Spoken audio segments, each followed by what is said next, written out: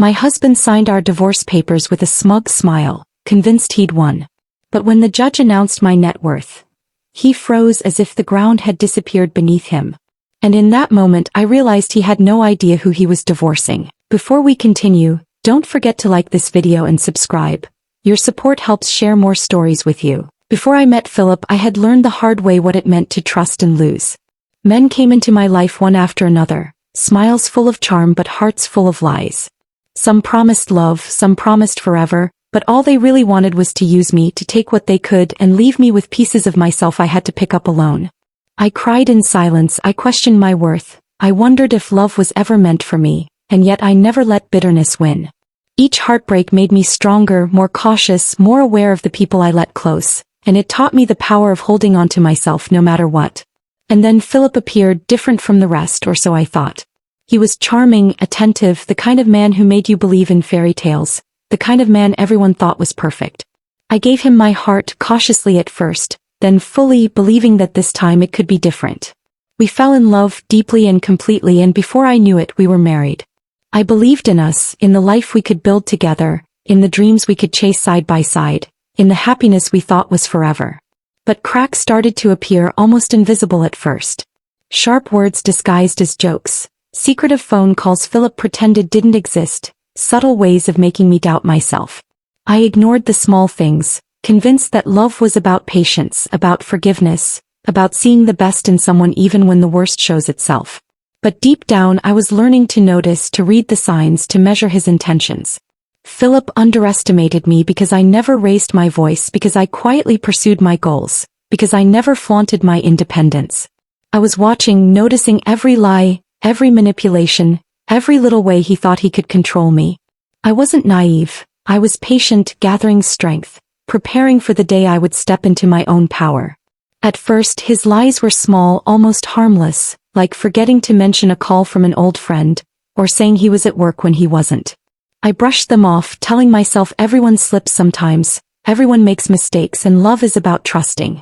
But the little lies grew into patterns, and the patterns grew into something I could no longer ignore. Philip would twist my words, make me question my own memory. I would say something simple like wanting to go visit my family on a weekend, and he would respond with a sigh, a look that made me feel selfish. Then he would say, "You never think about me, do you? You just care about yourself." And somehow I began to doubt myself, wondering if I really was too much, too demanding, too independent for him to handle. He isolated me subtly. Friends I trusted were suddenly bad influences. Relatives who wanted to visit were too demanding, and slowly I found myself shrinking, holding back pieces of myself just to keep the peace. He would call incessantly when I was out, asking where I was, who I was with, and if I didn't answer fast enough he would explode with anger, guilt-tripping me with words I thought I could never hear from the person I loved most. "If you really loved me you wouldn't ignore me. You're making me miserable." And then came the crushing betrayals, the moments I saw him for who he truly was. I discovered bills he had hidden, debts he never mentioned, decisions he made about our lives without telling me, contracts he signed without my knowledge. Each revelation was a punch to the chest, a reminder that I was not a partner in my own marriage, just a pawn in his game. The heartbreak wasn't just in the lies. It was in the realization that the man I had loved, the man I had trusted with my heart, didn't see me as an equal, didn't respect my independence, and would go to any lengths to control me. And yet, even as he manipulated, I held on, silently, gathering strength, holding on to the truth that one day he would see the cost of underestimating me. By the time I finally admitted to myself that I couldn't stay, Philip had already convinced himself he was untouchable. He smiled when he thought I was afraid to speak up, laughed when he thought I had no backup, and strutted around like he owned everything. My time, my choices, even my heart. He didn't see it, but every lie, every manipulation, every attempt to control me had a cost. It had strengthened me, sharpened me, and awakened a determination he could never have imagined. I'll never forget the night I told him I wanted a divorce. We were sitting in the living room, the air heavy with silence, and I looked at him straight in the eyes. My voice didn't shake, my hands didn't tremble, I simply said, "Philip, I'm done. I want a divorce." For a second he just stared at me as if I had spoken another language. Then came the laughter, low and mocking. "You?" he said, leaning back with that arrogant smirk. "You think you can leave me? You can't survive without me. You have nothing. You are nothing without me." His words were meant to crush me, to scare me back into silence, but instead they fueled me. That was the moment I knew there was no turning back. From that night I began quietly preparing. I documented everything, every secret he thought I hadn't noticed, every manipulation, every lie. I met with lawyers in private, I consulted financial experts, and I made sure that when the time came I would walk into that courtroom not as a victim, but as someone armed with the truth and unshakable confidence. Philip, of course, remained smug. He bragged to his friends about how quickly he would get rid of me, how easy it would be to win, how I would walk away with nothing but regret. Each time he spoke, he underestimated me more, and each time I smiled silently, knowing his arrogance was setting him up for the fall he never saw coming. And then the day came. We walked into the courtroom, papers in hand, each step heavier with tension. Philip smiled, the same smug, victorious smile he always wore when he thought he had won. He looked at me, expecting fear, expecting hesitation, expecting the same frightened woman he had tried to mold for years. But I was calm, composed, radiating the quiet strength that comes from surviving betrayal and heartbreak, ready to claim what was rightfully mine. The judge called our case, and Philip's smile never wavered, not until the moment that would change everything. The courtroom was silent, tense, every eye on us as we waited for the judge to begin. Philip sat there with that smug smile, the same one he had worn when he thought he had me trapped, the same one he had worn the night I told him I wanted a divorce. He looked at me, expecting fear, expecting hesitation, expecting weakness.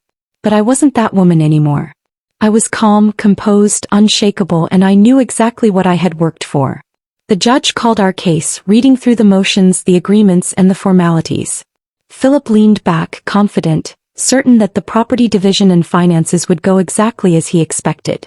He had no idea that I had quietly built assets he didn't know existed. A business account I had set up years ago, investments I had carefully managed, and a property portfolio he assumed I had no claim over. These were mine alone, untouched and legally protected. Then the judge began reviewing my financial disclosure, explaining the separation of marital property and listing the additional assets I owned independently. Every number the judge read aloud, the savings, the investments, the properties, made Philip's smug smile falter. His body stiffened. His hands gripped the armrests. He tried to speak, to charm, to dismiss it, but no words came. He was frozen, unable to move, unable to think clearly, realizing for the first time that the woman he had tried to manipulate and control had quietly built a life and fortune entirely beyond his reach. The shock was total. Philip had believed he was walking into an easy victory, that I had no power or independence. But the truth was devastating for him. All his schemes, all his control, all the years of manipulation, they counted for nothing against the reality of my strength and preparation. When the judge finalized the proceedings, confirming the separation of property and acknowledging my independent assets, Philip sat there stunned, humiliated, a man confronted with the consequences of underestimating me. And I felt a quiet satisfaction, not from cruelty but from justice. I had survived, prepared, and claimed my power back. As we left the courtroom, I held my head high. Philip's shock followed him out the door, a reminder that manipulation and control have limits, and strength, patience, and resilience always triumph. That day I wasn't just free from him, I was free from the fear, heartbreak, and chains he had tried to wrap around my life. And he would never forget it. Walking out of the courtroom that day, I felt a weight lift from my shoulders. A freedom I hadn't realized I had been craving for years. Philip's shock stayed with him, but I didn't feel triumph in his humiliation. I felt peace, clarity, and a quiet pride in the life I had built for myself, the independence I had fought so hard to preserve. In the days and weeks that followed, I reflected on everything. The heartbreak from other men, the manipulation, the lies, the attempts to control me. Each painful memory felt like a lesson, each betrayal a reminder that I was stronger than I had ever imagined. I thought about the nights I cried alone, the times I doubted myself, and I realized that every struggle had been preparing me for this moment, this life beyond fear, beyond dependence, beyond someone else's control. I took time to rebuild, not because I needed revenge but because I deserved to thrive. I focused on my business, on my investments, on my passions, the things Philip had tried to dismiss, to belittle, or to control. And as I did, I felt a sense of empowerment I had never felt before. My life wasn't just mine again. It was better than I had ever imagined, full of possibilities that he could never take away. Occasionally I think of Philip frozen in that courtroom, realizing too late that he had underestimated me. And I don't feel anger anymore, just a quiet satisfaction. I know my worth, my strength, and my independence. I have learned that no one can truly hold power over you unless you allow it, and that patience, preparation, and self-respect are more powerful than manipulation, control, or arrogance. Most of all, I have learned to trust myself again. To embrace my voice, my choices, and my freedom.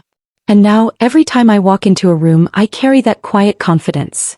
The confidence of a woman who has survived heartbreak, outlasted manipulation, and emerged stronger than ever. Because life doesn't just hand you justice. Sometimes you have to build it yourself, piece by piece, quietly, relentlessly, until the day comes when the world can no longer ignore your power. And that day, I realized, had finally arrived. Strength comes from struggle. Past heartbreaks and challenges can build resilience and prepare you for future victories. Never underestimate your own power. Quiet patience, preparation, and self-belief can be more powerful than confrontation or anger. Protect your independence. Financial, emotional, and personal independence is crucial. Never let anyone assume control over your life.